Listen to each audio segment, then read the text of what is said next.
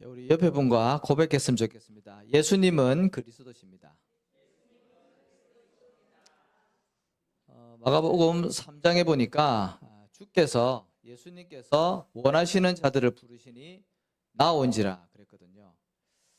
우리가 잘나서 구원받은 게 아니고 또 그죠? 우리가 오고 싶어서 온 게 아니라 하나님께서 원하시는 자를 부르셨으니까 우리가 구원을 받고 오늘 이렇게 또 예배의 축복 속에 앉아 있는 겁니다. 우리 경환이가 오늘 처음 나왔는데 반가워요. 앞으로 계속 봅시다. 하나님이 부르셨기 때문에 오신 줄로 믿습니다.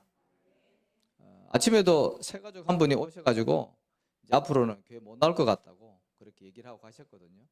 뭐 사정이 있겠죠. 근데 어떻게 보면 냉정하지만 하나님이 안 받으시는 걸 수도 있거든요. 이따가 말씀드리겠지만 우리는요, 우리의 뜻대로 사실은 살아가는 것 같지만 하나님의 절대 주권 속에서 우리가 여정을 걸어가고 있는 겁니다. 그래서 모든 주어지는 상황과 일들 속에 하나님의 절대 주권을 인정하셔야 됩니다. 그래야지 우리가 성령 인도를 받을 수가 있습니다. 그래서 우리가 하나님을 다 알 수는 없습니다. 그죠? 우리의 이 작은 머리로, 우리의 이런 부족한 지혜로 IQ 200도 안 되는 지혜 가지고 어떻게 이 어마어마한 하나님의 계획과 하나님의 능력을 다 알 수 있겠습니까? 그런데 우리가 성경에 나타나 있는 하나님이 자신을 계시한 이 말씀을 통해서 하나님을 어느 정도는 우리가 알아야지 신앙생활에 승리할 수 있고 또 성령의 인도를 받을 수가 있습니다. 그래서 하나님을 바르게 아는 그 은혜가 임해야 되겠는데요. 먼저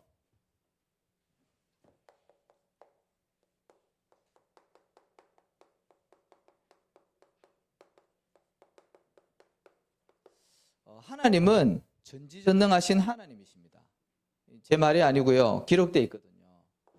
창세기 1장 1절에 보니까 하나님께서 태초에 천지를 창조하셨다. 그렇게 말씀하고 있습니다. 잘 안 믿어지시죠? 히브리서 3장 4절에 보니까 집마다 지연이가 있는 것 같이 만물을 창조하신 이는 여호와 하나님이다. 그렇게 기록되어 있고요. 그 하나님께서 하나님의 형상대로 우리 인간을 만드셨습니다. 이 하나님께서 창조주 하나님이라는 말이죠. 이게 안 믿어지니까 사람들이 어떻게 됩니까? 진화론으로 들어가는 거거든요. 근데 성경에는 분명히 하나님께서 모든 것을 창조하셨다고 기록되어 있고요.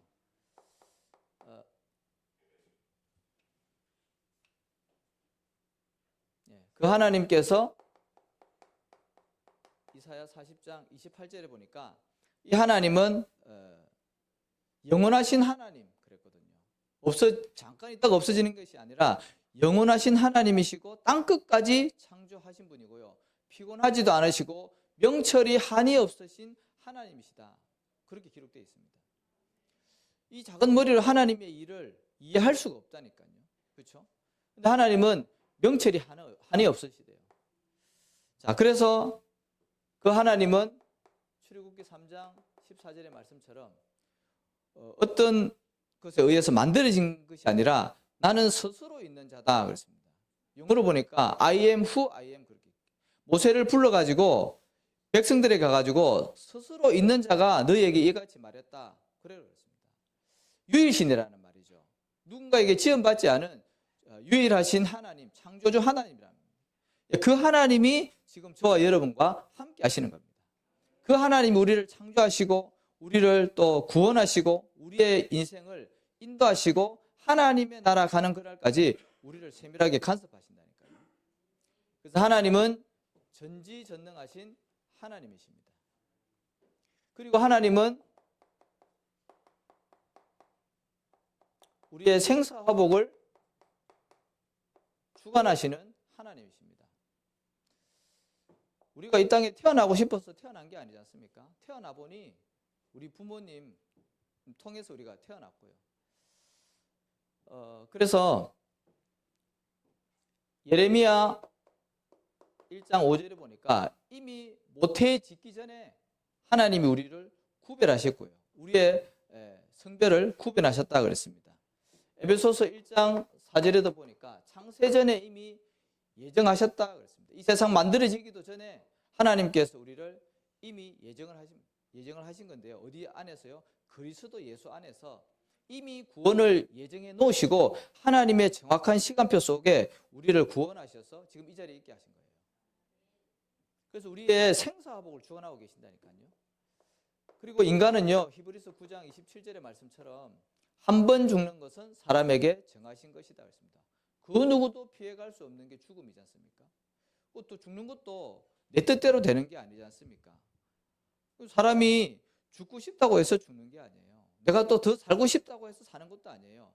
하나님께서 작정하신 그 시간만큼 우리가 사는 것이거든요. 아닌데요. 스스로 목숨 끊는 사람들도 있던데요.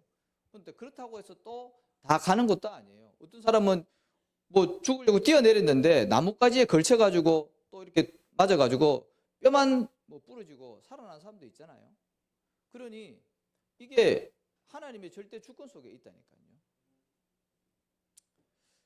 그리고 출애굽기 12장 23절 오늘 본문에도 보니까 하나님께서 애굽 사람들에게 재앙을 내리심으로 그랬습니다. 하나님이 재앙도 갖다 주신다는 거죠. 그죠? 우리는 재앙 없이 살면 너무 좋겠는데 하나님께서는요 재앙도 갖다 주셔요.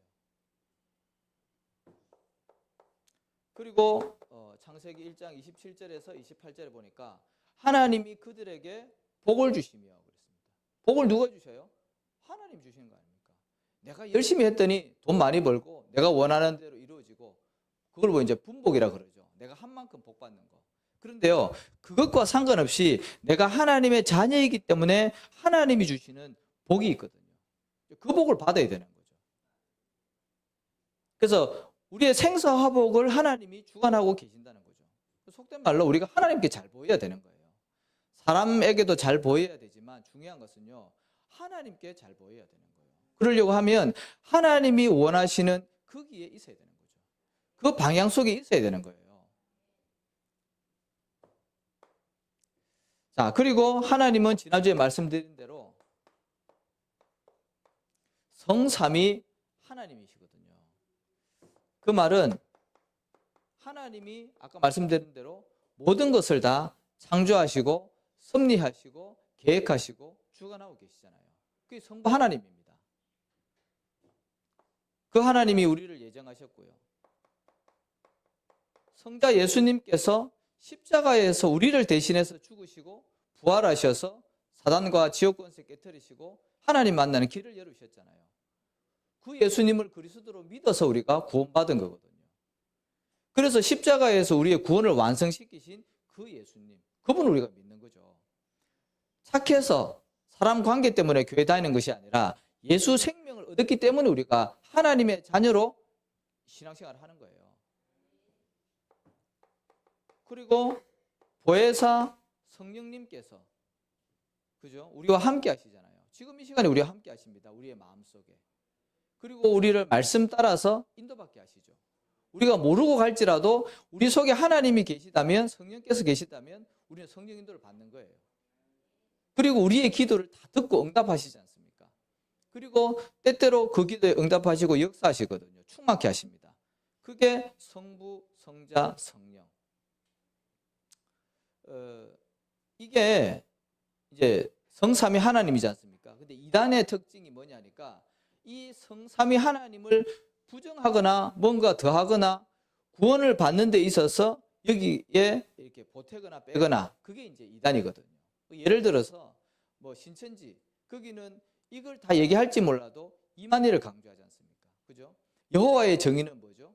여호와의 정의는 예수님을 그리스도로 인정하지 않아요. 선지자 중에 한 명이라고 얘기를 하죠. 이슬람도 마찬가지고요. 그래서 성경 안에 나와 있는 이 성부, 성자, 성령에 대해서 우리가 바르게 알고 있어야 돼요. 안 그러면 성경 가르쳐 줄 테니까 성경 공부하자 그래가지고 끌려간다니까요. 그래서 우리는 성경을 가지고 정확하게 이 성삼위 하나님을 알고 이걸 통해서 우리가 구원받는 거죠. 그래서 하나님에 대해서 우리가 좀 자세하게 또 정확하게 알아야 됩니다. 이 성경이 근거가 돼야 되는 거거든요. 사람의 말이 아니라. 그래서 사실 성경 공부하는 거 중요해요. 왜냐하면 성도님들은 그냥 목사님 메시지 많이 듣잖아요. 그거 중심으로 신앙생활 하거든요. 그런데 우리의 기준은 항상 성경이 돼야 되거든요. 그러니까 성경을 모르니까 아까 말씀드린 대로 이단은요, 자기가 자기네들이 만들어 놓은 그런 교리를요 합리화시키기 위해서 거기에 맞는 성경들을 끌어당긴다니까요. 그래가지고 그거 주장하는 거예요. 그래서 성경도 읽으시기 바랍니다. 그래서 혹시 누가 옆에서 성경 공부하자 그러면 궁금하시면 저한테 오세요. 제가 가르쳐 드릴 테니까. 아시겠죠? 자, 그래서 이런 하나님께서 오늘 본문에 뭐라고 적혀 있습니까? 이 규례를 지키라 그러지 않습니까? 지금 유월절에 대해서 얘기를 하시는 거거든요. 그 이스라엘 백성들에게 그 큰 절기가 있거든요. 한 7개 정도 되는 절기가 있는데 그 중에서 이 3대 절기 중요합니다. 유월절, 오순절, 수장절 이 세 가지 절기는요. 하나님께서 영원토록 지키라 그랬습니다. 영원한 규례입니다. 이 전능하신 우리의 생사화복을 주관하시는 하나님께서 영원토록 지키라 그랬거든요. 그럼 우리가 이거 귀담아 듣고 또 중요한 의미를 확인해야 되겠죠. 요거는 이제 예수님 오시기 전에 이스라엘 백성들에게 주신 절기거든요. 근데 요거를 그냥 단순히 절기로 보는 것이 아니라 영적으로 복음적으로 재해석을 해야 되는 거죠. 그러면 이 시대에 나에게 꼭 맞고 또 적용되어지는 메시지가 되거든요. 그래서 어떤 절기입니까? 오늘 보니까 이 어린 양을 잡아서 피를 문설주에 바를 때 재앙이 넘어간다 그랬잖아요. 이 저주 재앙, 그죠?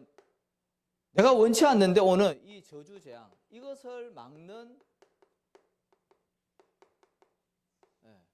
유월절의 언약을 붙잡으셔야 되는 거죠. 맞잖아요. 나와 상관없다니까요. 어느 날 갑자기 이 저주 재앙이 들어닥치는 거예요. 이 애굽 사람들은요 모르고 그냥 갑자기 그 재앙이 들어닥치는 거거든요. 그런데 하나님의 자녀인 그 고센 땅에 머물고 있는 이스라엘 백성들에게는 하나님께서 모세를 통해서 야, 내가 그 다음 날 이제 그 사망 장자의 재앙을 내릴 거니까 문술주에 어린 양 피 발라라. 그 재앙이 유월되어지는 거죠. 마찬가지로 우리가 복음을 모르고 하나님의 자녀가 아니면 우리는 이런 재앙 당할 수 있거든요.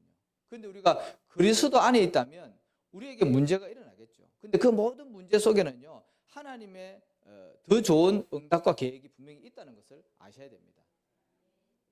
자, 그래서 저주 재앙을 해결하는 유월절 이 언약을 붙잡아야 되는데요. 이거를 모르니까 사람들이 열심히 살고 최선을 다하고 착하게 살지만요 이상하게 문제가 들이닥쳐요. 내가 알지 못하는 저주 재앙이 닥친다니까요. 근데 그거를 따지고 들어가 보면 그 저주 재앙 속에는 뭐가 있냐면 눈에 보이지 않는 영적인 문제가 있는 거예요. 그거를 보고 성경에서는 근본 문제, 창세기 3장에서부터 시작되어졌다 그래서 창세기 3장 문제라고 얘기를 합니다. 이게 근본 문제라니까요. 거기에는 뭐가 포함되어 있습니까? 하나님의 형상대로 지음받은 인간이 눈에 보이지 않는 사단에게 속아서 하나님이 먹지 말라고 한 선악과를 따먹어서 죄를 짓게 되었잖아요. 그걸 보고 원죄라고 합니다. 하나님을 떠나버린 거죠. 그래서 고통 가운데 지옥 갈 수밖에 없는 완전한 멸망 상태로 빠져버린 것이 이 창세기 3장 근본 문제거든요. 이거를 알지 못하고 이게 해결하지 않는 이상은요, 우리에게 오는 끊임없는 저주, 재앙, 문제, 고통, 여기서 빠져나올 수가 없고 답도 알 수 없습니다. 그래서 성경은 지금 이거를 얘기를 하는 거거든요. 자, 그런데 하나님을 믿지 않는 불신자 있을 거 아닙니까? 이 불신자는 어떻습니까? 이유도 없이 이 전도서 9장 12절에 보니까 어느 날 호련히 재앙의 날이 들닥치는 거예요. 열심히 살고 있는데요. 어느 날 질병이요. 심각한 질병이 걸려버리고요. 어느 날 가는데요. 사건, 사고 터져가지고요. 교통사고, 막 그런 사고가 일어나고요. 이게 호련히 임한다 그랬습니다. 그런데 불신자는 이게 왜 오는지 몰라요. 이거를 모르기 때문에 끊임없는 불안과 염려. 그러니까 무속인들 찾아가가지고 미래가 궁금하니까 좀 보는 거거든요. 그 재앙이 임하지 않도록, 그죠? 귀신이 해코지 못하도록 부적도 걸어놓고요. 그 저희 둘째 작은 아버지 그 작은 엄마 집에 대구인데 한 번에 옛날에 한번 갔더니요. 그 물 준다고 여름에 이제 갔더니 물 준다고 냉장고 문을 여는데요. 그 앞에 부적이 딱 붙어 있어요. 냉장고 안에. 그렇다니까요. 불신자들은 불안하니까 여기저기에다가 부적 같은 거 붙여놓는다니까요. 귀신 못 들어오도록. 그리고 어떤 데는 장사 같은데 그 사업장에 보면은 앞에다가 명태 걸어놓고 명주실로 감아놓잖아요. 그거 전부 다 귀신 못 들어오게 액땜하는 거거든요. 그러니까 불안하니까 계속 그런 걸로 막아보려고 하지만 성경에는요, 더 큰 7귀신이 더 온다 그랬습니다. 그리고 하나님의 자녀에게도 문제가 오죠. 예수 믿는다고 우리에게 문제가 없습니까? 고통이 없습니까? 있잖아요. 저와 여러분에게는 지금도 문제가 분명히 있을 줄로 확신합니다. 저는 크든지 작든지 간에요, 여러 가지 문제가 예수 믿는다고 없어지는 게 아니에요. 어쩌면은요 더 생길 수 있어요. 그런데 중요한 거는요, 우리는요 그 문제와 고통의 원인을 알고 있거든요. 그리고 답도 알고 있습니다. 그리고 그 속에 하나님의 중요한 계획이 있다는 것도 알고 있다니까요. 그러니까 문제는 있지만 내 마음은 뭡니까? 평안한 거예요. 이게 중요한 거거든요. 문제 있습니다. 저와 여러분이 다 문제 있죠. 하나님 자녀들 예수 믿는데 왜 교회 다니는데 왜 문제가 있습니까? 문제 없는 곳은요 천국밖에 없습니다. 그죠? 이 땅에 사는 동안에는 창세기 3장 문제가 있기 때문에 우리에는요 문제와 고통 올 수밖에 없어요. 그런데 하나님은 더 좋은 계획을 가지고 참된 응답을 주시기 위해서 고통과 때로는 여러 가지 질병과 문제를 일으키시는 거예요. 그런데 그거를 놓고 기도하면요 하나님 분명히요 답을 주셔요. 또 그 속에는요 하나님의 좋은 계획이 있다니까요. 이게 안 보이니까 자꾸 불신앙하는 거예요. 아, 예수님 믿어도 별 수 없네. 내가 교회 다녀도 별거 없네. 그러고 간다니까요. 이거 못 보니까. 자, 그래서 6월절 어린 양 대신 예수 이 그리스도를 사실로 믿고 그 언약을 이렇게 탁 붙잡을 때 저주 재앙이 넘어가게 됩니다. 출애굽기 12장 21절에서 23절에 보니까 내가 그 피를 볼 때에 넘어가리라 그랬거든요. 이 6월이라는 말이 넘어간다는 말 아닙니까? 영어로는 패스 오버, 그죠? 재앙이 넘어간다는 거예요. 이 사망의 재앙이 넘어간다는 거거든요. 이 예수 그리스도만, 왜냐하면 사단의 권세를 깨뜨렸기 때문에 저주 재앙이 넘어갈 수 있는 거예요. 그래서 오늘도 우리는 그리스도 언약 붙잡아야 됩니다. 계시록 20장 이전에 보니까 용을 잡으니 옛뱀 곧 사탄이라 그랬습니다. 이 사단을 이길 수 있는 길이요 오직 그리스도밖에 없습니다. 하나님의 아들이 나타나신 것은 마귀의 일을 멸하려 하심이라 그랬습니다. 그리스도 이름 부르면 흑암이 떠나간다니까요. 눈에 보이지 않지만 영적인 겁니다. 자, 그리고 로마서 3장 23절 모든 사람이 죄를 범하였으니 그랬습니다. 이 창세기 3장 문제 이게요 우리가 태어날 때부터 갖고 태어난다니까요. 단 한 사람도 예외 없이. 로마서 6장 23절에 보니까 죄의 싹은 사망이다 그랬습니다. 그래서 이 죄 때문에 저주 받아서 지옥 가는 거거든요. 그런데 로마서 8장 2절에 보니까 생명의 성령의 법이 죄와 사망의 법에서 너희를 해방하였다 그랬습니다. 법적으로 완전히 빠져나온 거죠. 이 예수 그리스도의 은혜 아니겠습니까? 그리고 계시록 20장 15절에 보니까 누구든지 생명록에 기록되지 못한 자는 불못에 던져진다 그랬습니다. 지옥을 얘기를 하는 거죠. 그래서 이 사단과 죄 문제 해결 안 됐기 때문에 지옥 배경 가운데 살다가 지옥 갈 수밖에 없는 거죠.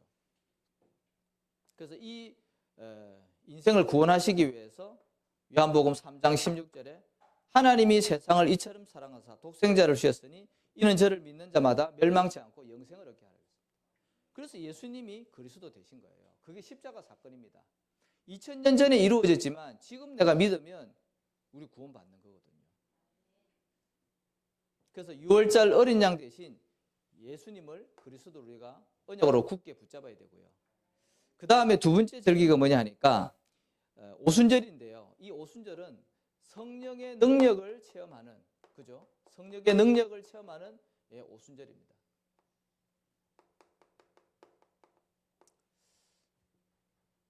뭐 신앙생활 처음 하시는 분들도 계시니까요. 이 오순이라는 말은 50일이라는 뜻이거든요. 50일. 이 출애굽 하고 나서 6월절 지나고 나서 50일 후에 첫 곡식을 거뒀다고 해서 하나님이 오순절 절기를 지키라 그랬거든요. 근데 지금 신약에 와서는 이거는 이때 성령께서 임하시는 거죠. 예수님이 십자가 죽으시고 나서 부활하셔서 40일 동안 감람산에서 하나님 나라의 일에 대해서 말씀하셨잖아요. 그리고 나서 성천하시고 나서 10일 후에 오순절 날이 이미 이름에 성령께서 임했거든요. 그 오순절의 역사거든요. 절기상으로 딱 맞아 떨어지는 거죠. 그래서 성령의 능력을 체험하는 오순절인데요. 그래서 이 응답을 체험하기 위해서는 이 성령의 능력을 체험하기 위해서는 저와 여러분이 성령의 인도를 좀 잘 받으시면 좋겠습니다. 성령의 인도 어떻게 받습니까? 하나님의 말씀 따라가면 되거든요. 하나님의 말씀은 세 종류가 있지 않습니까? 로고스죠. 이 성경 기록되어져 있는 말씀, 이 기록되어져 있는 말씀 자체를 로고스라고 합니다. 변함이 없습니다. 1.1획도 없어지지 않고 다 이루어진다 그랬거든요. 근데 그 말씀이 주의 종을 통해서 선포되어지는 것을 캐리그마, 이 선포된다는 말이거든요. 헬라 아니겠습니까? 이 강단을 통해서 기록되어 있는 말씀이 성도들에게 맞춰서 그 시간표에 맞춰서 선포되어지는 거예요. 근데 그 중에서 하나님이 나에게 주시는 이 중요한 메시지가 있거든요. 다 다르게 메시지를 붙잡게 되고 다 다르게 부딪혀집니다. 그거를 보고 레마라고 하는 거죠. 그래서 이 말씀을 내가 붙잡는 게, 그 붙잡고 적용하는 게 성령의 인도를 받는 거죠. 자, 그래서 어떻게 해요? 아모스 3장 7절에 보니까 하나님은 주의 종 선지자에게 그 말씀을 보이지 않고서는 결코 행함이 없다 그랬습니다. 그 말은 무조건 목사 말을 들으라 그 말이 아니라 하나님의 절대 주권을 인정하라는 말이거든요. 맞잖아요. 저는 부족하고 연약하죠. 그런데 하나님께서 저를 통해서 여러분들에게 주시는 메시지가 있을 거 아닙니까? 그거를 붙잡을 때 내 말이 성취되어지는 것이 아니라 성령께서 역사하시지 않습니까? 그래서 하나님의 절대 주권, 말씀을 통해서 이루시는 그 응답을 받아야 되고요. 그래서 사도행전 2장 42절에는 그들이 사도의 가르침을 따라 그랬습니다. 이 강단의 말씀과 우리 교단의 전체 세계복음화의 메시지를 가지고 우리가 인도를 받는 거죠. 그러면은 정확하게 성령의 인도를 받게 돼 있습니다. 그렇다고 해서 뭐 내 문제가 갑자기 해결되어지거나 내 문제가 뭐 없어지거나 질병이 치유되어지거나 뭐 그렇지 않을 수도 있습니다. 그런데 말씀을 따라가면요, 분명히 아까 말씀드린 대로 하나님이 이런 중요한 응답들이 온다니까요. 그래서 그게 이제 성령의 인도고요. 또 성령의 능력을 체험하기 위해서는 성령의 이제 역사를 우리가 보게 되는 거죠. 자, 그래서 성령의 역사를 언제 체험하냐면 요 사도행전 2장 1절에 보니까 쉽게 얘기하면은 이게 그날 그때 그곳에 있으면 되거든요. 오순절 날이 이미 이름에 그랬습니다. 이 성령의 역사하시는 그날 그때 그곳에 있는 게 중요하지 않습니까? 우리가 성령의 역사하는 자리에 있어야지 반대로 사단이 역사하고 악령이 역사하는 자리에 있으면요 남는 건 재앙밖에 아니면 한다니까요. 근데 성령의 역사하시는 그날 그때 그곳이 있지 않습니까? 내가 예배드리는 장소에 있느냐 아니면 사단이 역사하는 흑암의 현장 저 세상의 흐름 속에 있느냐 그거는 분명히 차이가 있을 겁니다. 그래서 성령의 역사하시는 그날 그때 그곳에 있는 우리 모든 성도님 되시기를 예수 이름으로 축복합니다. 자, 그러면은 우리의 인생을 두고 하나님이 이루시는 성령의 열매를 반드시 맺게 되어 있습니다. 어떤 열매요? 생명의 열매, 그죠? 생명의 열매, 이게 뭐냐니까 우리를 통해서 복음이 증거되어지고 또 그 증거되어진 복음을 통해서 영혼이 살아나잖아요. 생명이 살아나잖아요. 그러면은 생명의 열매를 맺게 되는 거죠. 하나님이 가장 기뻐하시는 거 아니겠습니까? 하나님은 모든 사람들이 구원을 받으며 진리를 아는 데 이르기를 원하신다 그랬습니다. 그래서 생명의 열매를 반드시 맺게 되어 있습니다. 크든 작든 많든 적든지 간에 우리를 향한 하나님의 전도의 계획이 이루어지게 되어 있고요. 그 다음에 그 속에는 반드시 로마서 16장에 나와 있는 것처럼 교회와 현장을 살리는 이 제자의 열매를 맺게 되어 있습니다. 이 성경에 보면 항상 무리와 제자가 있지 않습니까? 구약시대에도 보면 요셉 같은 경우는 제자에 해당될 수 있겠죠.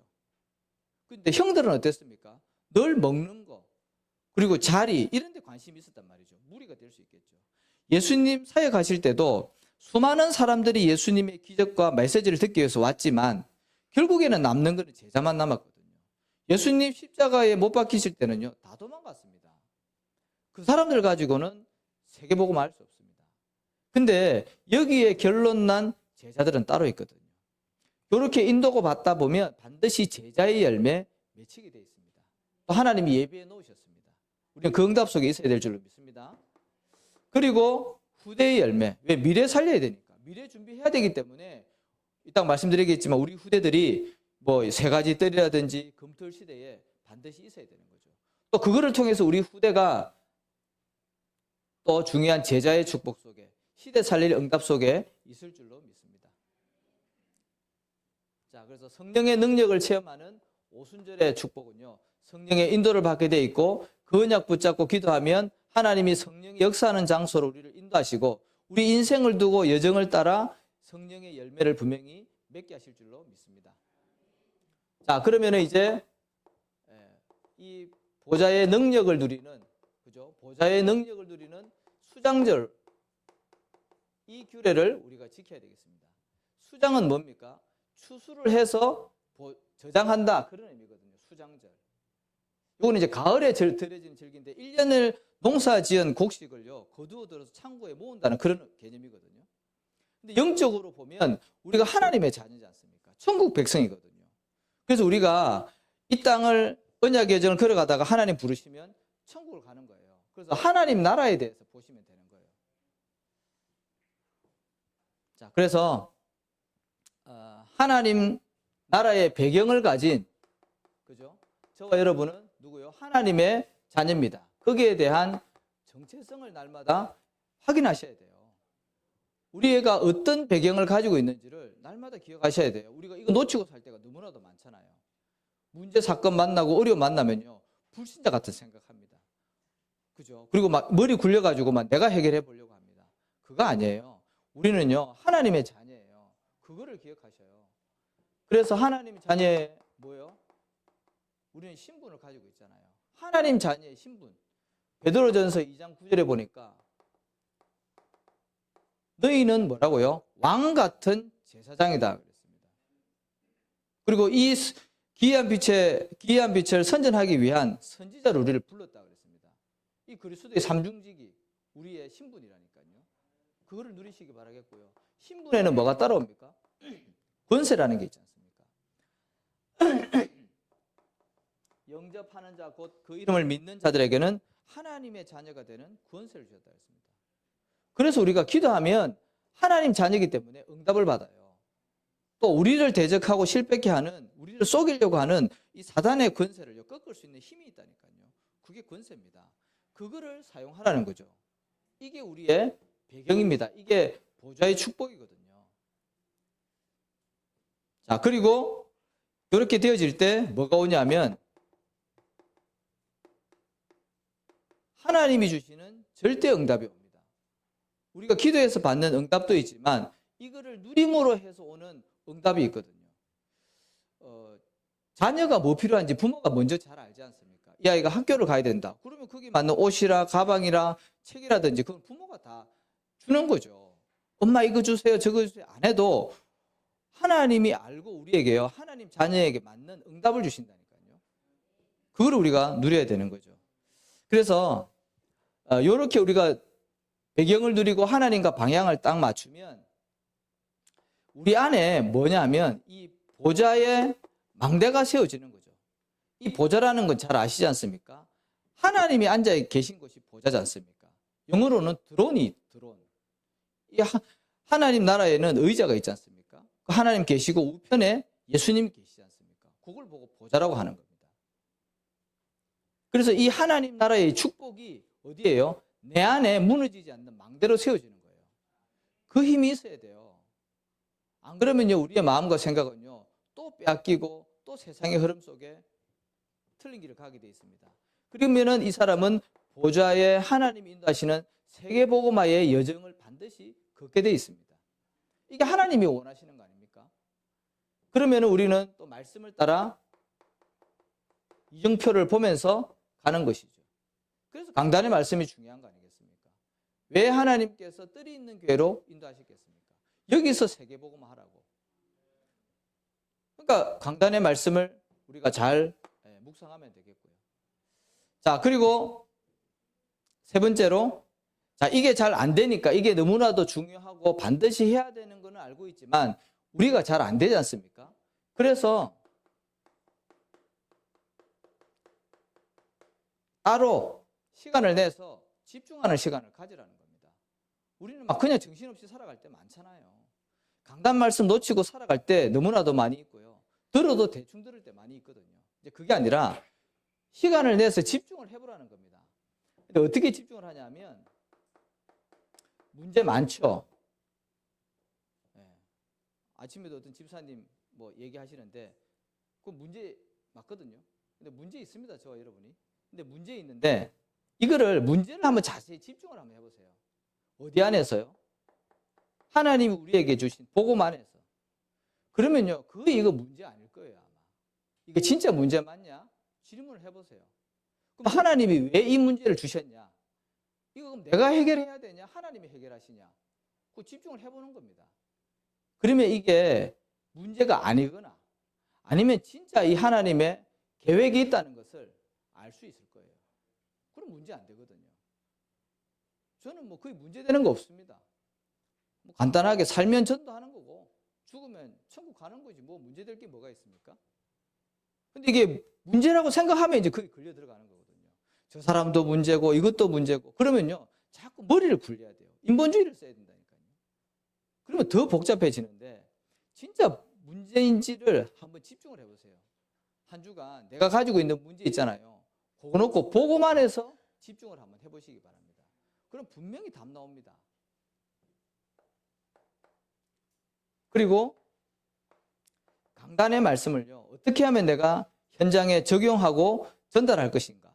나의 모든 일정과 내가 항상 만나는 그 사람들과 아까 얘기했던 이런 문제와 사건들을 가지고 강단에서는 뭐라고 얘기했지? 그걸 한번 적용을 시켜보시라니까요. 그래서 집중하는 시간을 꼭 가지시기 바랍니다.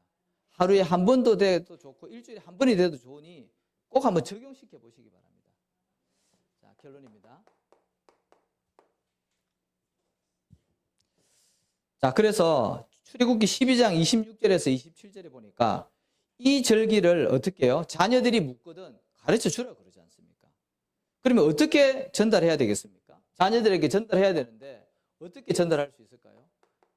그래서 우리 교회 이름처럼 이 세 가지 뜰을 통해서 전달하는 겁니다. 세 가지 뜰 잘 알지 않습니까? 다민족의 뜰입니다. 앞으로 우리 교회에 다민족들도 오겠죠. 예. 점점 이제 우리나라 자체가 다문화되어져 가니까 또 우리 청년들 많이 있는데 결혼하면 외국인들하고 결혼할 수도 있을 거예요. 그죠? 그러면 그 자녀들은 TCK가 되는 거예요. 그러면 세계복음화의 큰 문이 되는 거거든요. 근데 어쨌든 중요한 건 하나님이 다민족의 이 문도 여실 거라는 말이죠. 하면 되고요. 그 다음에 우리도 치유받아야 되지만 현장에 어려운 사람들 많이 있거든요. 그 사람들을 살리면은 그게 또 현장 살리는 중요한 문이 되고요. 그 다음에 아이들의 뜰을 준비하는 거죠. 그래서 이 세 가지 뜰을 준비해서 하나님의 말씀을 어떻게 해요? 각인시키는 거예요. 우리 후대들과 이 다민족들에게. 그 세 가지 뜰이 중요한 거고요. 그 다음에 어떻게 해요? 금토일 시대. 이거를 열라고 했지 않습니까?